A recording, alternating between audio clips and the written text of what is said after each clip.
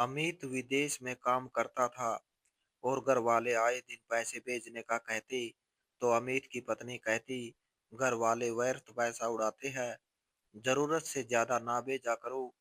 एक दिन अमित ने अपने मित्र को फोन किया और कहा कि मेरे घर वालों को बोलो अमित मर गया है, तो उसके अंतिम संस्कार के लिए पैसे भेजो।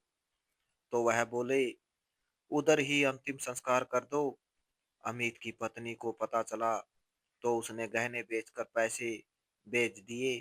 तो कुछ दिन बाद अमित इंडिया आया तो घर वाले हक्का बक्का रह गए।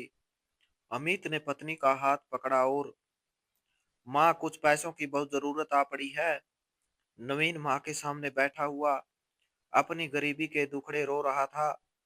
उसकी आवाज में बेबसी थी और आंखों में वह सपने जो सिर्फ पूंजी न होने की वजह से अधूरे रह जाते हैं। उसने गहरी सांस ली और दोबारा बोलने लगा कि मेरा एक मित्र ड्राई फ्रूट्स का काम करने लगा है। वह काफी मेहनती है, लेकिन उसके पास उसके साथ काम करने के लिए कोई भी पार्टनर नहीं है और ना ही उसके पास इतनी पूंजी है कि वह अकेला यह काम शुरू कर सके। उसने मुझसे कहा है कि मैं उसे उसके साथ आधे पैसे लगा दूं। हम मिलकर व्यापार करेंगे और जब लाभ होगा तो आधा आधा रख लेंगे। मुझे एक अच्छा अवसर मिल रहा है, शायद जिंदगी में दोबारा ऐसा कोई मौका ना मिले।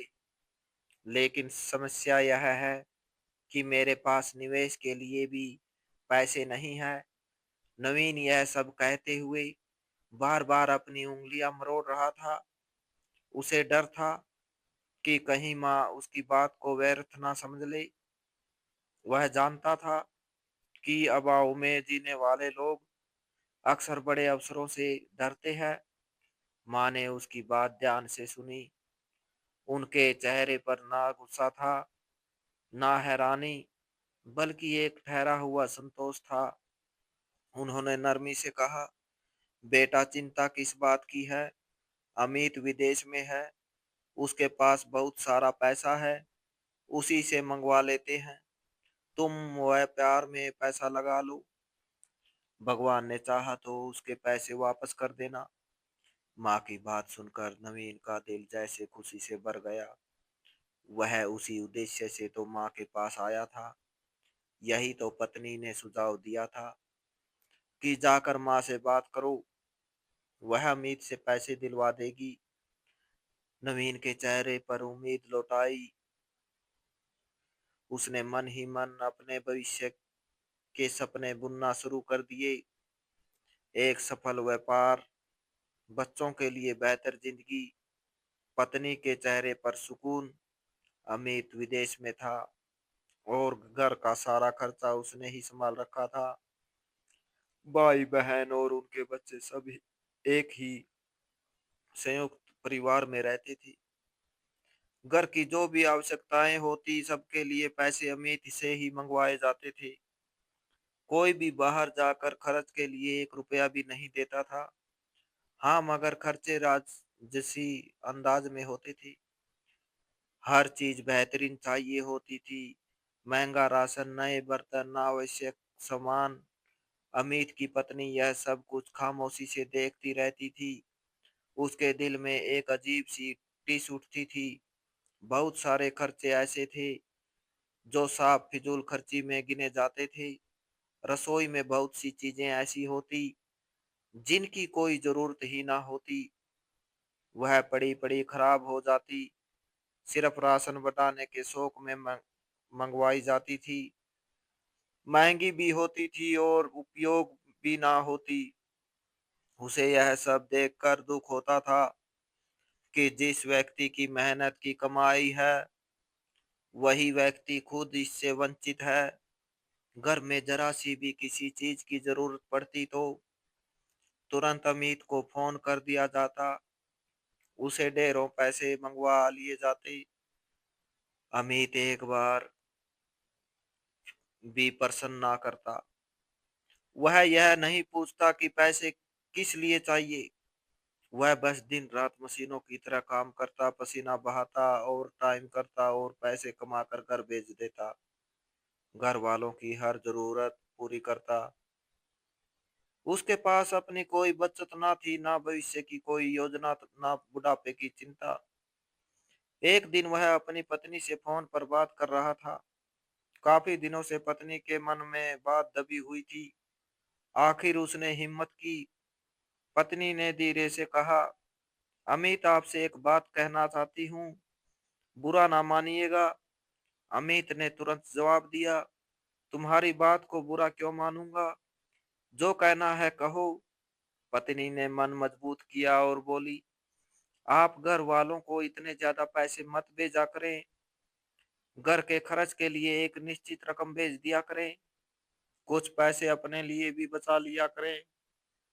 घर वाले व्यर्थ में पैसा उड़ा देते हैं। इन्हें आपकी मेहनत की कमाई का जरा भी एहसास नहीं होता। अमित ने यह सुना तो उसका स्वर बदल गया। गुस्से से बोला, सारी जिंदगी मेरे माता पिता ने मुझे कमा कमा कर पाला, इतना बड़ा किया। मेरे भाई बहन मुझ पर जान देते हैं और तुम कह रही हो कि मैं उनसे ज्यादा पैसों की अहमियत दूं। ऐसा नहीं हो सकता। तुम अपनी सोच बदल लो। अमित की पत्नी उसकी बात सुनकर चुप हो गई। वह जानती थी कि इस समय बहस का कोई फायदा नहीं। उसने फोन बंद कर दिया, मगर मन का बोझ कम ना हुआ। वह जानती थी कि अमित का मन साफ है। वह अपने घर वालों से बहुत प्रेम करता है, लेकिन यही प्रेम उसकी कमजोरी बनता जा रहा था। समय बीतता गया। वह समय समय पर यही बात करती रहती कि घर वालों को इतने पैसे ना भेजा करो। एक घर को चलाने के लिए जितने पैसों की जरूरत होती है, बस वही भेज दिया करें। घर में इतना राशन आ जाता है कि सबका गुजारा आसानी से हो जाता है। इसके अलावा बार बार महीने में पैसे मंगवाने का कोई कारण नहीं बनता। लेकिन अमित उसकी बात नहीं सुनता था। वह हर बार यही कहता कि माता पिता और भाई बहन उसकी जिम्मेदारी है। दूसरी तरफ नवीन के सपने दिन ब दिन मजबूत होते जा रहे थे। वह इस रकम को अपनी किस्मत बदलने का माध्यम समझ रहा था और अमित अनजाने में सबकी जिंदगी का बोझ उठाए खुद खाली हाथ होता जा रहा था। पत्नी ने लगातार यही बात दोहराई तो अमित इस बारे में सोचने पर विवश हो गया। हर बार जब फोन पर बात होती, पत्नी किसी न किसी अंदाज में यही समझाने की कोशिश करती कि वह खुद को पूरी तरह से अनदेखा कर रहा है। अमित के मन में एक जिद सी पैदा हो गई थी। वह चाहता था कि अपनी पत्नी के सामने अपने घर वालों के लिए अपनी निष्ठा साबित करें। वह यह दिखाना चाहता था कि उसके लिए माता पिता और भाई बहन सबसे बढ़कर है। वह यह भी चाहता था कि पत्नी शर्मिंदा हो जाए और दोबारा उसके सामने ऐसी कोई बात ना करे। मगर वह यह नहीं जानता था कि यह कदम उठाकर वह अपने घर वालों को इस तरह पहचान लेगा जिसके बाद उसका दिल बुरी तरह से टूटकर बिखर जाएगा। इधर माँ ने अवसर को खूब पहचान लिया था। छोटे बेटे के व्यापार के लिए उन्होंने अमित से पैसे मंगवाने का निर्णय किया, मगर उन्होंने असली बात नहीं बताई। फोन पर माँ ने बड़े विश्वास से कहा कि बेटा, घर की जरूरी मरम्मत करवानी है, दीवारें खराब हो गई है, छत भी टपकती है, ऊपर से राशन बिल्कुल खत्म हो चुका है और दो शादियां भी निपटानी है। इस सब के लिए लाखों रुपए की जरूरत है। अमित ने माँ की बात पर एक पल के लिए भी संदेह न किया। उसने यह नहीं सोचा कि राशन वाकई खत्म है या नहीं, ना यह जानने की कोशिश की कि मरम्मत वाकई हो रही है या नहीं। उसने सिर्फ इतना सोचा कि माँ कह रही है तो जरूर आवश्यकता होगी।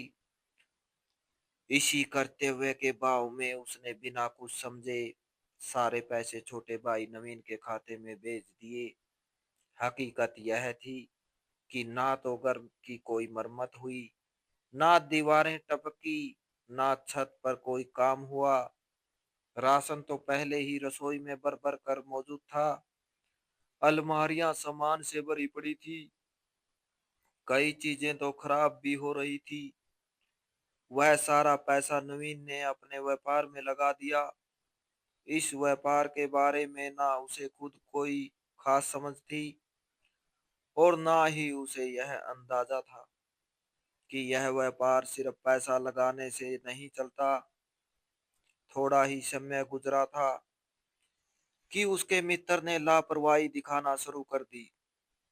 इतना सारा पैसा देखकर उसकी नीयत भी बदल गई। वह हिसाब किताब साफ नहीं रखता, कभी माल कमाता तो कभी पैसे का हिसाब गड़बड़ हो जाता। नवीन को वैसे ही खाली बैठकर खाने की आदत हो चुकी थी। काम करने की आदत उसमें बाकी नहीं रही थी। दुकान पर बैठना, लोगों से लेन देन करना, माल जांचना, यह सब काम उसे कठिन लगते थे। काम करने को उसका मन ही नहीं करता था। परिणाम यह निकला कि व्यापार में घाटा होने लगा, या शायद जो उसका बिजनेस पार्टनर था वह शुरू से ही बेईमानी कर रहा था। नवीन ने कभी गंभीरता से हिसाब नहीं मांगा। उसे बस यही लगता रहा कि सब ठीक चल रहा है। जल्द ही व्यापार डूब गया। दुकान बंद हो गई, माल बिखर गया और नवीन एक बार फिर खाली हाथ रह गया। शुरू शुरू में जो कुछ पैसे लाभ के नाम पर आए थे वह भी उसने अय्याशी में उड़ा दिए थे। महंगे कपड़े, दोस्तों के साथ होटलों के चक्कर, अनावश्यक खर्चे। वह यह सोच रहा था कि अब तो ऐश ही ऐश है, व्यापार चल पड़ा है, अब सारी जिंदगी लाभ ही होता रहेगा। बुरे समय के बारे में उसने एक पल के लिए भी नहीं सोचा था। जब सब कुछ खत्म हो गया तब उसे एहसास हुआ कि जिस पैसे को उसने मामूली समझा था वह किसी की वर्षों की मेहनत थी। लेकिन तब बहुत देर हो चुकी थी। इधर अमित अभी तक यही समझ रहा था कि उसके भेजे हुए पैसे घर की भलाई में लग रहे हैं। उसे क्या खबर थी कि उसकी निष्ठा उसके खिलाफ ही इस्तेमाल हो रही है। वह दिन आम दिनों जैसा नहीं था। अमित विदेश में था और पत्नी इंडिया में अपने ससुराल के उसी घर में रह रही थी, जहां हर चीज पहले जैसी थी। ना दीवारों पर ताजा प्लास्टर नजर आता था, ना छत की हालत बदली थी, ना किसी शादी की कोई तैयारी दिखाई देती थी। वह कई दिनों से यह सब देख रही थी और उसके मन में एक सवाल लगातार उठ रहा था। आखिरकार उसने अमित को फोन करने का निर्णय कर लिया। फोन उठते ही अमित ने हाल चाल पूछा, मगर पत्नी ने औपचारिक बातों को अनदेखा कर दिया। उसने सीधे शब्दों में पूछा कि वह पैसे जो तुमने माँ को भेजे थे उनका क्या हुआ। अमित ने जवाब दिया कि माँ ने बताया था कि घर की मरम्मत होनी है, राशन खत्म हो चुका है और दो शादियां भी निपटानी है, इसलिए पैसे भेजे थे। पत्नी का स्वर एकदम कठोर हो गया। उसने कहा, यहाँ ना कोई शादी हुई है, ना घर की मरम्मत हुई है, और राशन तो पहले ही इतना था कि कई महीनों तक खत्म ना हो। वह लाखों रुपए आखिर गए कहाँ? मुझे तो इस बारे में कुछ भी मालूम नहीं। अमित को गुस्सा आ गया। उसने कहा, तुम हर बात में मेरे घर वालों को शक की नजर से क्यों देखती हो? तुम्हें बस मुझसे उन्हें लड़वाना है। पत्नी ने जवाब दिया कि यह शक नहीं है, यह वह सत्य है जो मैं अपनी आंखों से देख रही हूँ। मैं यहाँ रह रही हूँ, मुझे सब कुछ साफ नजर आ रहा है। अगर मैं गलत हूँ तो कोई मुझे समझा दे कि पैसे गए कहाँ। अमित ने गुस्से में फोन बंद कर दिया, मगर उसका मन बेचैन हो चुका था। वह खुद भी सोचने लगा कि अगर वाकई वैसे किसी और जगह गए है तो फिर सच क्या है। उसे पत्नी की बातों में अब जिद नहीं बल्कि पीड़ा महसूस होने लगी थी। इसी बेचैनी से में उसने निर्णय किया कि वह सच जानने के लिए एक ऐसा कदम उठाएगा जिसके से सबके चेहरे बेनकाब हो जाएंगे। उसी रात उसने अपने एक विश्वसनीय मित्र से बात की, उसे सारा मामला समझाया और कहा कि वह इंडिया फोन करके यह खबर दे कि अमित का यहाँ देहांत हो गया है। मित्र ने पहले तो हैरानी से मना किया, मगर जब अमित ने अपनी मजबूरी बताई तो वह मान गया। अगले दिन इंडिया में फोन आया। घर में जैसे विपत्ति आ गई। कहा गया कि अमित विदेश में एक दुर्घटना का शिकार हो गया है और अब उसका पार्थिव शरीर, डेड बॉडी इंडिया भिजवाने के लिए पैसों की जरूरत है। पत्नी ने यह सुना तो उसके हाथ से फोन छूट गया। उसके मुंह से चीख निकली और वह जमीन पर बैठ गई। उसे लगा जैसे उसकी दुनिया एक पल में उजड़ गई हो। माँ का हाल इससे भी बुरा था। वह बार बार बेहोश होने लगी, कहती रही थी कि मेरा बेटा अकेला वहां कैसे मर गया। मोहल्ले वाले जमा हो गए, हर तरफ रोना धोना शुरू हो गया। मगर जब बात पैसों की आई तो माहौल बदल गया। भाई बहन एक दूसरे की तरफ देखने लगे। किसी ने कहा हमारे पास इतने पैसे नहीं, किसी ने कहा वहां अंतिम संस्कार कर दो, तो किसी ने कहा सरकार से मदद ले लो। किसी के मुंह से यह ना निकला कि भाई था, उसने जिंदगी भर हमें पाला, आज हम उसके शरीर के लिए भी खड़े नहीं हो सकते। पत्नी यह सब खामोशी से देखती रही। उसके आंसू थमने का नाम नहीं ले रहे थे। उसका दिल चीख चीख कर कह रहा था कि यह वही लोग हैं जिनके लिए अमित ने अपनी जिंदगी न्यौछावर कर दी। वही लोग जो आज एक रुपया देने को तैयार नहीं। आखिरकार उसने खुद को संभाला। उसने अमित के मित्र का नंबर लिया और फोन किया। रोते हुए कहा कि मैं पैसे भेज रही हूँ, अगर और पैसे कम पड़े तो खुद से लगा लो। बस मेरे पति का पार्थिव शरीर इंडिया भिजवा दो, बाकी उधार मैं बाद में उतार दूंगी। उसने अपने गहने उतारे, अपनी जमा पूंजी निकाली, हर वह चीज जो उसने कठिन समय के लिए बचा कर रखी थी सब बेच दिया और सारा पैसा अमित के मित्र को भिजवा दिया। उस पल उसके दिल में एक ही बात थी कि उसका पति आखिरी बार अपने देश आ जाए। इधर विदेश में अमित यह सब सुन रहा था। हर शब्द उसके दिल में खंजर की तरह उतर रहा था।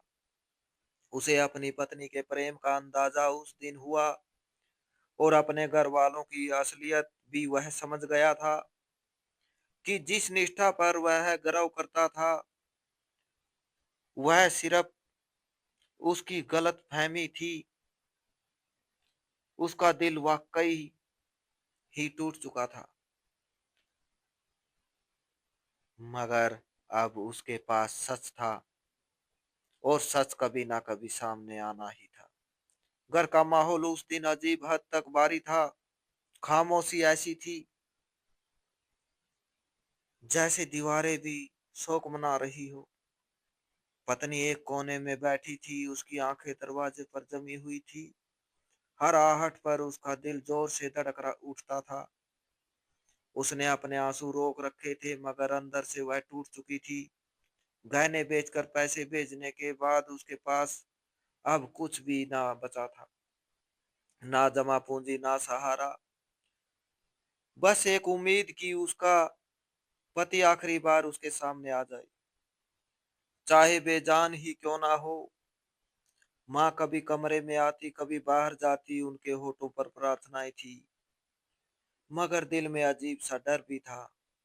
भाई बहन एक दूसरे से नजरें चुरा रही थी, कोई किसी से बात नहीं कर रहा था, हर कोई अपने हिसाब से सोच रहा था। कोई शर्मिंदगी में, कोई डर में, कोई लालच में। पत्नी बार बार समय देखती, हर गुजरता पल उसके लिए एक सदी बन चुका था। उसे वह फोन कॉल याद आ रही थी, वह आवाज जो कह रही थी कि अमित का देहांत हो गया है। उसे लगा जैसे वह आवाज उसके दिल पर अभी तक छपी है। उसने मन ही मन कहा कि बस एक बार उसका चेहरा देख लूं, फिर चाहे दुनिया कुछ भी करे। इसी इंतजार में अचानक दरवाजे पर दस्तक हुई। हल्की सी नहीं बल्कि स्पष्ट और मजबूत, सब चौंक गई। माँ ने कांपते हाथों से दरवाजे की तरफ कदम बढ़ाए। उनके मन में यही ख्याल था कि शायद पार्थिव शरीर आ गया है। मोहल्ले वाले भी बाहर जमा होने लगे। दरवाजा खुला तो पल के भर के लिए सबकी सांस रुक गई। सामने अमित खड़ा था, जीवित स्वस्थ, अपनी पूरी उपस्थिति के साथ। एक पल को किसी को विश्वास न आया। आंखें फटी की फटी रह गई, किसी के मुंह से आवाज ना निकली। पत्नी ने जब अमित को देखा तो उसके कदम लड़खड़ा गए। उसने दीवार का सहारा लिया। उसकी आंखों से आंसू बहने लगे, मगर यह आंसू दुख के नहीं थे, यह आभार के थे, विश्वास के थे। उसने आगे बढ़कर कुछ कहना चाहा, मगर आवाज गले में ही अटक गई। अमित ने एक नजर सब घर वालों पर डाली। उसकी आंखों में ना गुस्सा था ना नफरत, बस एक गहरा दुख था। वह सीधा पत्नी के पास आया, उसका हाथ मजबूती से थामा। यह हाथ वह था जिसने उसके लिए सब कुछ त्याग दिया था, जिसे किसी ने नहीं रोका था, जिसे किसी ने सहारा नहीं दिया था। इसके बाद उसने सबकी तरफ देखा और बोलना शुरू किया। आज अगर यह स्त्री ना होती तो शायद मेरा शरीर भी यहाँ ना आता। जिस पैसे पर तुम सब अधिकार समझते थे, वह इसने अपने गहनों को बेच कर दिया। जिस भाई के लिए मैंने जिंदगी लगा दी, आज उसके शरीर के लिए उसके पास एक रुपया भी न था। माँ की आंखों से आंसू बहने लगे। भाई बहनों के सिर झुक गए। कोई कुछ ना बोल सका। अमित की आवाज भारी हो गई, मगर उसने खुद को संभाला। मैंने अपनी पत्नी को हमेशा संदेह की नजर से देखा। मैंने इसकी हर बात को विरोध समझा, लेकिन आज मुझे पता चला कि निष्ठा कहाँ होती है और मतलब कहाँ। उसने पत्नी का हाथ और मजबूती से थाम लिया और कहा कि जिस घर में सच बोलने वाले को शत्रु समझा जाए, जिस घर में मरने वालों को बोझ समझा जाए, इस घर में मेरा रहना संभव नहीं। माँ आगे बढ़ी, कहने लगी कि बेटा, गलती हो गई हमसे, भूल हो गई। मगर अमित ने धीरे से सिर हिला दिया। कुछ गलतियां ऐसी होती है जिनके बाद रिश्ते तो रह जाते हैं मगर मन मर जाता है। उसने सबको आखिरी बार देखा। ना कोई अपशब्द, ना कोई श्राप, बस एक टूटा हुआ इंसान जो अब खुद को और टूटने से बचाना चाहता था। उसी पत्नी को साथ लिया और दरवाजे की तरफ कदम बढ़ा दिए। पत्नी ने एक पल के लिए पीछे देखा।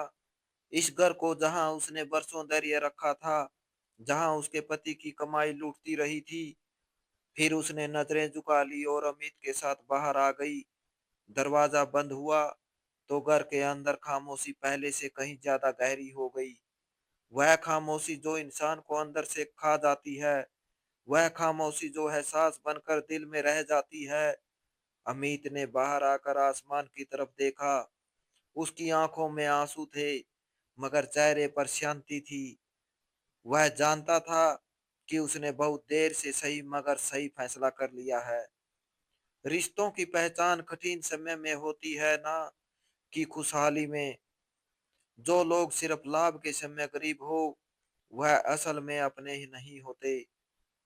अंधी निष्ठा इंसान को नुकसान पहुंचा सकती है और सच बोलने वाले को अनदेखा करना सबसे बड़ी गलती होती है।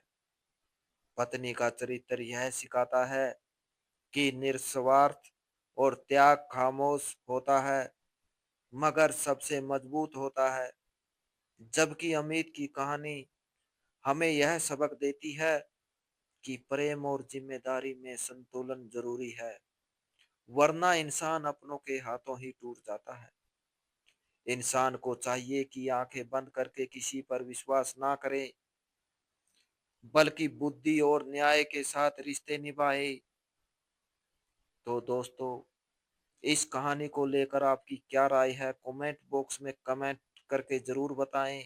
और अगर आपको हमारी आज की कहानी अच्छी लगी हो तो प्लीज इसे लाइक जरूर करें। अगर आपने अभी तक हमारे एसके की जुबानी 2.0 चैनल को सब्सक्राइब नहीं किया तो जरूर कर लीजिए। तो मिलते हैं ऐसी ही एक और मोटिवेशनल कहानी के साथ। Thanks for watching.